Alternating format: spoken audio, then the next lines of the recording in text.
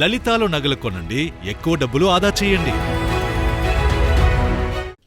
Telangana DGP ఇప్పుడు మీడియాతో మాట్లాడుతున్నారు. లైవ్ చూద్దాం. 7 years, right? He left the country in 1998.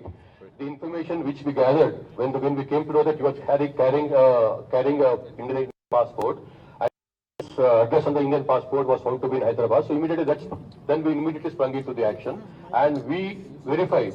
I don't say investigation; it's very easy to find out from the passport. We verified and we inquired into it, and we found that this gentleman was born in India, Hyderabad. And he had left in 1998 itself for further education and employment to Australia.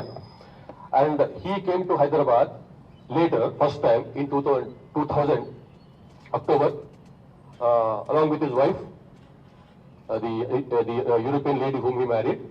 Then second time he came in 2004. Third time he came in February 2009. That was after his father's death, not to attend the funeral, but later. Afterwards, or maybe a month later. Then in July 2012, he came to Hyderabad once for property settlement with his family members. And again in March 2016, he came to Hyderabad, again for family property settlement with his family.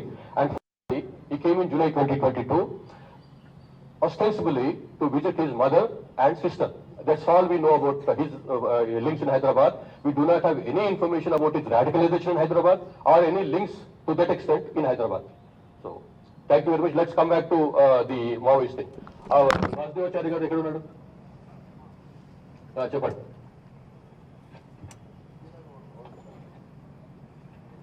Sir thank you sir. ఇటీవలే మధ్యప్రదేశ్ ముఖ్యమంత్రి మోహన్ యాదవ్ గారు ఒక ప్రకటన చేశారు sir, Maoist విముక్త రాజ్యాంగం ఏర్పడిపోయినామని. So మనకు ఇంకా ఎంత టైం పట్టే అవకాశం ఉంది సార్? ఇంకోటి ఏంటంటే 54 మంది మావోయిస్టులు ఇంకా మన వాళ్ళు అక్కడ ఉన్నారు, వాళ్ళు రావట్లేదు. కానీ ప్రీవియస్ ప్రెస్ కాన్ఫరెన్స్ లో, ఇక్కడ ప్రెస్ కాన్ఫరెన్స్ లో ఇప్పుడు ఛత్తీస్గఢ్ వాళ్ళే బాగా వచ్చారు మనకు.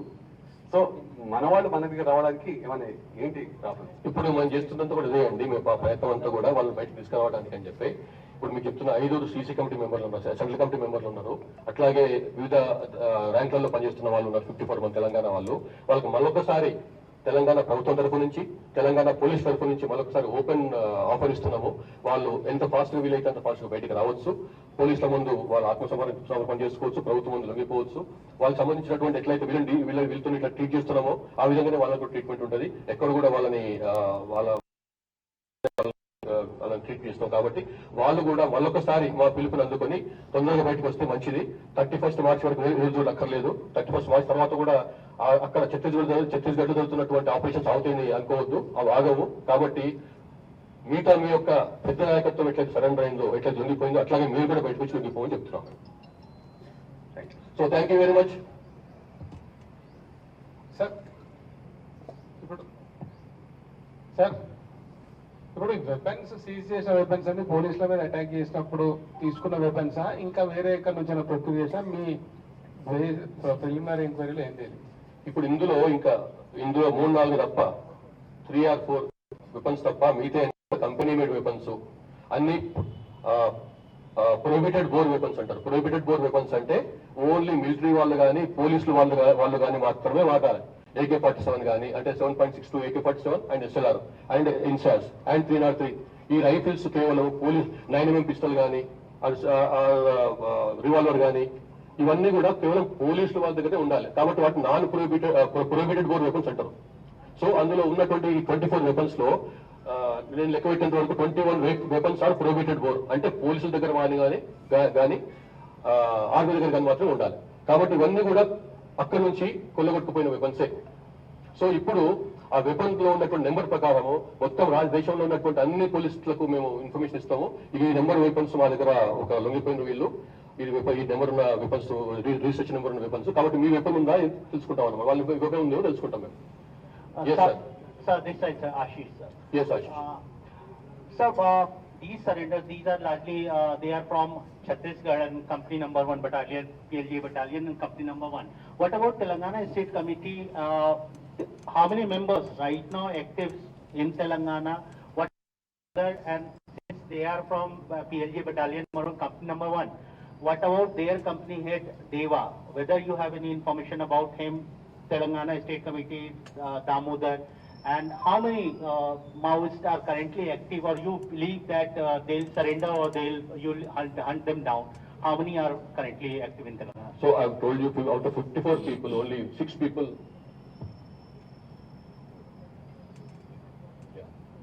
Yeah. So out of 54 cadres still alive, active in Telangana, I mean from Telangana, 6 are working in Telangana committees. The Telangana committee otherwise comprises 36 people, right? 36 people. Of them, 6 are from Telangana, rest are from outside.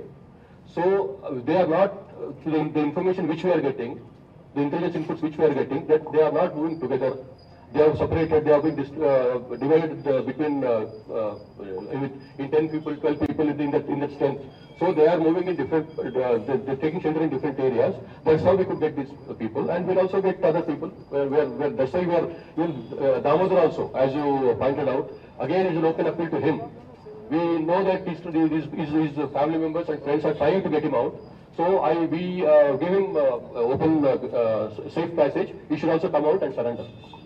Hello sir Sunil sir వేరే question అడగవచ్చు sir వేరే అడగడానికి లేదండి, వద్దు. Phone tapping case సంబంధించి లేదు.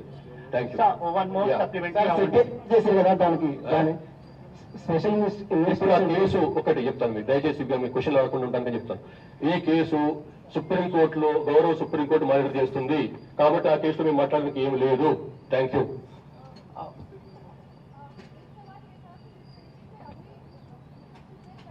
थोड़ा थोड़ा आवाज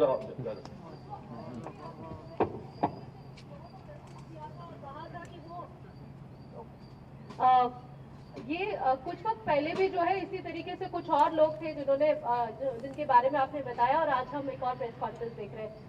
जैसे कि सब लोग पूछ रहे हैं कि तेलंगाना में कितने हैं, लेकिन तेलंगाना स्टेट की अगर हम बात करते हैं या फिर यहाँ के जो लोग हैं, स्टेट फ्री, माओइस्ट फ्री जो स्टेटमेंट आता है, उसमें कितना और वक्त लग सकता है? खासकर अमित शाह जी जब कह रहे हैं कि मार्च तक का डेडलाइन है, तो उस पर किस तरीके से काम किया जा रहा है?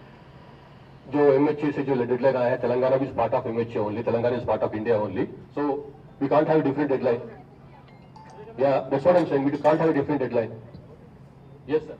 Sir this is Ravikumar sir, Namaste Telangana sir. Sorry for deviation.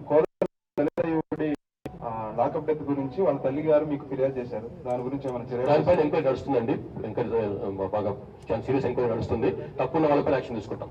Thank you sir. Okay, thank you very much.